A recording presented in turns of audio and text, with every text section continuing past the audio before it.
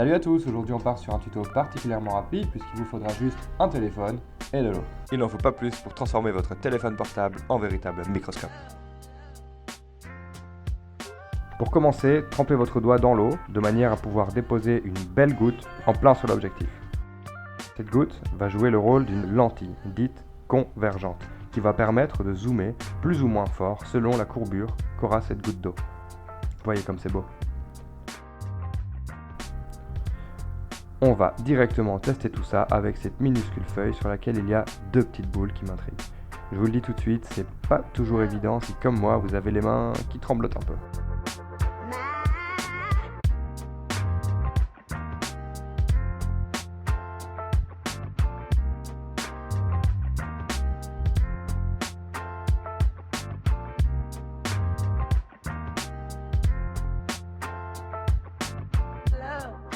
Premier essai, pas trop mal, mais je vous assure qu'on peut faire beaucoup mieux que ça. On passe à la suite. Cette fois, on passe à ce truc que vous avez sûrement déjà croisé si vous vous baladez parfois en nature. Vous savez, ces petites boules collantes là qui sont super chiantes à retirer des vêtements. On voit tout de suite pourquoi c'est si difficile de s'en défaire, puisque chaque extrémité se termine par un vilain crochet bien affûté. Il s'agit en fait d'une plante qu'on appelle la bardane. Cette plante, elle va disperser ses graines en s'accrochant au pelage des animaux.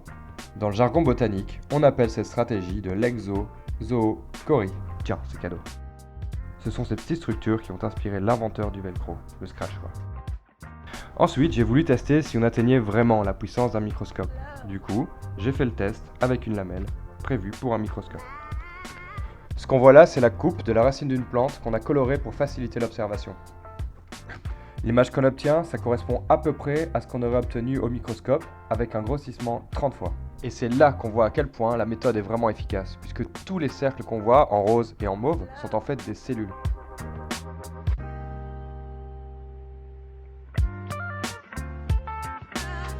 Une deuxième pour la route, cette fois il s'agit d'une tige de renoncule. Ce qu'on voit au centre ici, c'est en fait une grosse lacune, donc vide.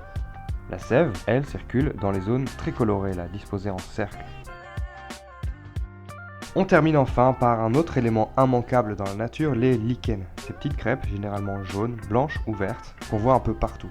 Il s'agit en fait de la symbiose entre deux espèces de champignons et une espèce d'algue. Voilà, c'est tout pour cette nouvelle vidéo, j'espère qu'elle vous a plu. Si c'est le cas, surtout n'hésitez pas à vous abonner ou à liker. Et dites-moi dans les commentaires ce que vous avez pensé de ce nouveau format. A bientôt!